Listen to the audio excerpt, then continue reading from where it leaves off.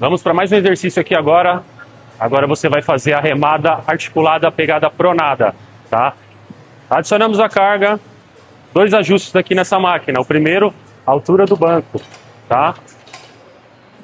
Segundo ajuste, a distância, tá? Para a gente conseguir alcançar aqui a máquina.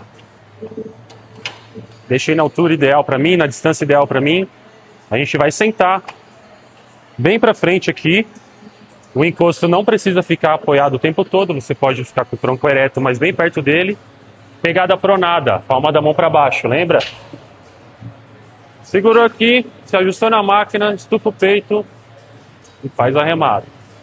Essa remada aqui, nossos cotovelos estão mais altos, mais distantes do tronco, trabalhando principalmente a parte de cima das costas, posterior de ombro e trapézio.